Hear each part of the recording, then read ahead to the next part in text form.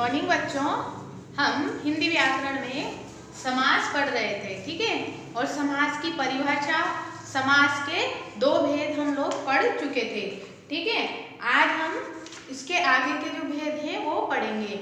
तो पहले एक बार समास के बारे में दोबारा मैं बता देती हूँ क्या होते हैं समास, हिंदी में इनका क्या उपयोग होता है।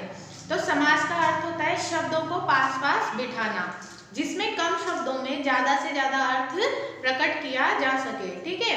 ऐसा करने के लिए क्या किया जाता है कि जो पद होते हैं, पदों में दो या दो से अधिक पद होते हैं, उनमें प्रयुक्त परसर्ग चिन्हों को हटाकर और नया शब्द बनाया जाता है, ठीक है। और उसके बाद जो शब्द हमारे पास आता है उसे हम क्या कहते हैं, समस्त पद या सामासिक पद कहते हैं।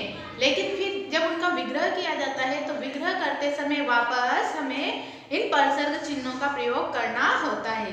जैसे हमने एक शब्द लिया था कल, पाठ के लिए शाला। पाठ के लिए शाला कौन सा शब्द था? पाठ के लिए शाला।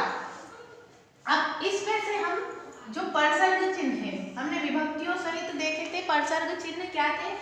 तो इसका जब लोप करके और नए शब्द का निर्माण होता है तो उसे हम क्या कहते हैं, समास कहते हैं, पाठशाला, ठीक। और इस जो नया शब्द बना है इसे हम सामासिक पद कहते हैं। इसमें हम लोग समास के जो भेद थे इसमें हम दो भेदों को पढ़ चुके हैं। पहला हम अव्ययी भाव समास पढ़ चुके हैं। अव्ययी भाव समास का अर्थ होता है जिसमें पहला पद अव्यय होता है और जो सामासिक पद होता है, अव्यय के बाद जो पूरा पद बनता है वो पूरा ही अव्यय हो जाता है। दूसरा हमने तत्पुरुष पढ़े थे और तत्पुरुष के हमने उपभेद भी पढ़े थे। तत्पुरुष समास के कितने उपभेद पढ़े थे हमने? 6 उपभेद पढ़े थे, जो कि कारक के अनुसार चलते हैं, 6 कारकों के अनुसार चलते हैं, ठीक है। जैसे एक दो नाम बता देती हूँ मैं, कर्म तत्पुरुष, करण तत्पुरुष, संप्रदान तत्पुरुष, अपादान तत्पुरुष, संबोधन और संबंध और अधिकरण तत्पुरुष। ये हमने तत्पुरुष के भेद पढ़े थे। आज हम कौन सा भेद पढ़ेंगे? इसका कर्मधारय समास पढ़ेंगे। तो कर्मधारय समास क्या होता है? इस समास का भी क्या होता है? दूसरा पद। इस समास का भी दूसरा पद क्या होता है?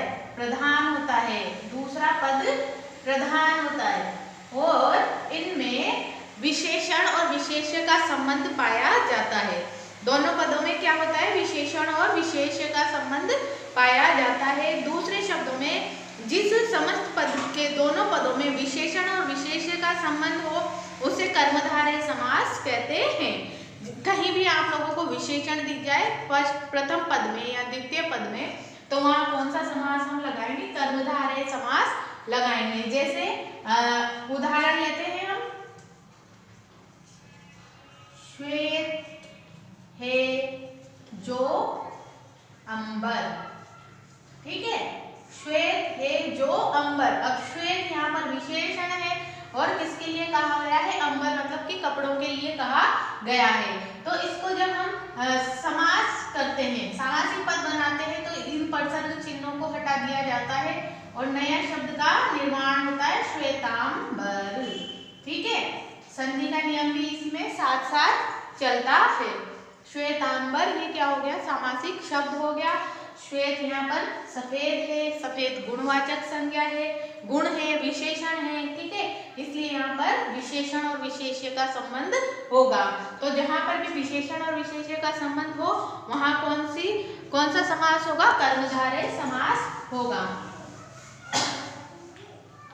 दूसरा हम एक और उदाहरण लेते हैं, जैसे कि नील कमल, ठीक है। नील कमल। अब नील कमल एक सामासिक शब्द है। यहाँ नील नीला विशेषण है और कमल विशेषता बता रहा है कमल की। जब इसका हम समास विग्रह करेंगे तो क्या लिखेंगे? नीला है जो कमल, ठीक है। नीला है जो कमल। अब है जो यहाँ पर हमने क्या लगाया? विभक्ति लगाई है, ठीक है, अन्य शब्द लगाए हैं। तो इसका जो सामासिक पद क्या कहलाएगा? नील कमल कहलाएगा। किसका संबंध होता है इसमें? विशेषण और विशेष्य का संबंध होता है। जैसे बहुत सारे शब्द होते हैं, दुष्कर्म, दूषित है जो कर्म। अब यहाँ पर है जो संज्ञा हमें लगानी पड़ती है, ठीक है। नील गाय, नीली है जो गाय, रक्त पुष्प, रक्त मतलब लाल है जो पुष्प, लोह पुरुष, लोहे के समान है जो पुरुष, सज्जन, सत है जो जन। ठीक है, ये हमारे अव्ययी बहु कर्मधारय समास के अंदर आते हैं। अब अपना इसके बाद आता है द्विगु समास। द्विगु समास में क्या होता है? द्विगु समास जिस पद का एक पद संख्यावाची होता है ना। द्विगु समास की क्या पहचान है कि एक पद संख्यावाची होगा। संख्या तो आप सभी समझते हैं, नंबर। ठीक है, जो एक पद क्या होता है इसका संख्यावाची होता है और संख्यावाचक विशेषण से होता है। पूर्व पद इसमें प्रधान होता है, उसे ही हम द्विगु समास कहते हैं। इसका पहला पद पूर्व मतलब कि पहला पद प्रधान होता है ना। इसमें कौन सा पद प्रधान होता है? पूर्व पद प्रधान होता है। जैसे इसके उदाहरण देखते हैं, त्रिलोक। त्रि मतलब तीन है ना, त्रिलोक तीन लोकों का समूह। इसका समास विग्रह क्या हो जाएगा? तीन लोकों का समूह। ठीक है, जो द्विगु समास होता है इसमें समूह शब्द, समाहार शब्द इनका प्रयोग किया जाता है। जैसे चार चौराहा, चौराहा का समास विग्रह क्या हो जाएगा? चार राहों का समाहार। समाहार लगा लो या समूह लगा लो। ठीक है, तो द्विगु समास में क्या हो जाएगा? एक पद क्या होगा? संख्यावाची होगा और दूसरा पूर्व पद उसका प्रधान होगा, इंपॉर्टेंट होगा। बहुत सारे शब्द इसमें भी आते हैं, जैसे सप्त ऋषि, 7 ऋषियों का समूह, पंचवटी, 5 वटों का समूह, त्रिफला, 3 फलों का समूह, पक्षद्वय, 2 पक्षों का समूह। पक्षद्वय मतलब कि 2 पक्षों का समूह, षडरस, 6 रसों का समूह, चौमासा, 4 मासों का समूह, नवरत्न, 9 रत्नों का समूह और चतुर्भुज, 4 भुजाओं का समूह। ठीक है, अब इसके बाद आता है हमारा द्वंद्व समास। द्वंद्व समास में क्या होता है? द्वंद्व समास में जिस समस्त पद में दोनों पद प्रधान होते हैं। द्वंद्व समास में क्या होते हैं? दोनों पद प्रधान होते हैं। दोनों पद प्रधान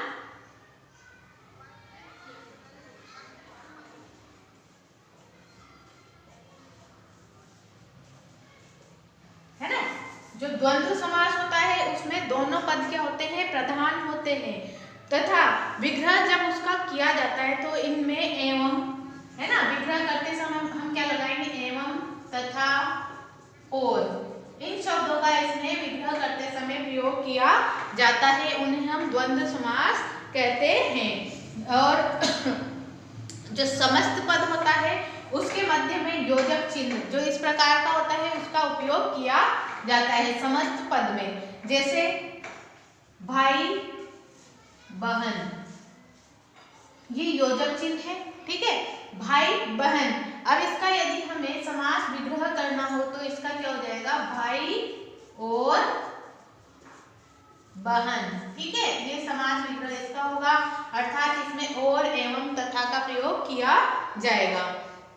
जैसे धनी, निर्धन, धनी और निर्धन, माता पिता, माता पिता, माता और पिता, माता और पिता। ठीक है, यहाँ पर और, तथा, एवं आदि शब्द आपको दिखे, वहां कौन सा समास होता है? द्वंद्व समास होता है। द्वंद्व का अर्थ होता है एक दूसरे के विपरीत। तो अधिकतर देखे जाते हैं कि जो ये द्वंद्व समास के शब्द होते हैं, पद होते हैं, ये आपस में विरोधी या विलोम होते हैं। जैसे देखिए रात दिन, दिन और रात, पूर्व पश्चिम, पूर्व और पश्चिम, ये एक दूसरे के क्या है? विलोम हैं। तो जहाँ पर ऐसे शब्द हमें दिखे वहां पर हम कौन सा समास लगाएंगे? द्वंद्व समास लगाएंगे।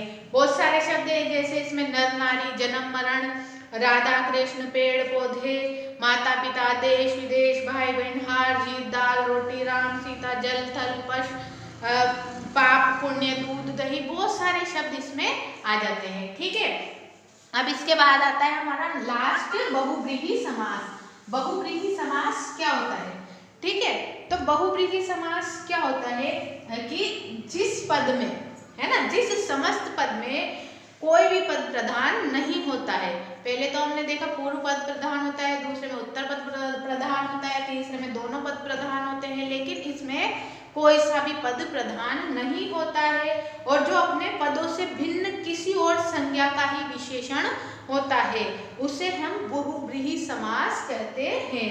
इसमें कोई पद प्रधान नहीं होगा, अन्य पद प्रधान होगा। इसमें कौन सा पद प्रधान होगा? कोई अन्य पद प्रधान होगा और उसकी वो क्या बताएगा? विशेषता बताएगा। ठीक है, इसको थोड़ा ऊपर हम लिख के और पढ़ते हैं। ठीक, तो जैसे हमने एक शब्द लिया पीतांबर, यहां ले लेते हैं इसका पीतांबर। ठीक है, पीतांबर। अब पीतांबर शब्द का जब हम संधि विच्छेद करेंगे या समास विग्रह करेंगे तो क्या आ जाएगा? पीला है जिसका, अंबर अर्थात भगवान विष्णु, है ना, विष्णु के लिए कहा जाता है पीतांबर, कृष्ण के लिए, विष्णु के लिए। ठीक है, यहाँ पर है जो अंबर नहीं है जिसका, किसी संज्ञा के लिए हम बता रहे हैं। तो किसका है यहाँ पर? पीतांबर किसके लिए आया है? विष्णु के लिए आया है। यहाँ पर कौन सा पद प्रधान हो गया? अन्य पद प्रधान हो गया। न पीला न अंबर, इन दोनों से विपरीत अन्य पद प्रधान हो गया। जैसे हम लेते हैं एक शब्द दशानन। दशानन हम सुनते ही कह सकते हैं किसको कहा जाता है? रावण को कहा जाता है। ठीक है, तो इसमें कौन सा पद प्रधान हो गया? अन्य पद प्रधान हो गया। इसका समास विग्रह क्या हो जाएगा? दश, दस है जिसके, है ना, जिसके आनंद। अब 10 है जिसके आनंद, दशानन। यहाँ पर दशानन में आपको पता लग रहा होगा, पहले हमने पढ़ा था द्विगु समास। द्विगु समास में संख्यावाची पद होता है, इसमें भी संख्यावाची पद है। ठीक है, लेकिन इसमें संख्यावाची पद होते हुए भी इसमें कौन सा समास है? बहुव्रीहि समास है, क्योंकि ये अन्य पद की प्रधानता बता रहा है। यदि इसका समास विग्रह होता कि 10 है जो आनंद, है ना, 10 है जो आनंद, तो यहाँ पर कौन सा समास होता? फिर यहाँ पर द्विगु समास होता। ठीक है, लेकिन यदि हम इस प्रकार से इसका समास विग्रह कर रहे हैं कि 10 है जिसके आनंद, अन्य पद के लिए बोल रहे हैं, तो वहां पर कौन सा समास होगा? बहुव्रीहि समास होगा। वैसे ही एक शब्द और देखिए, त्रिनेत्र।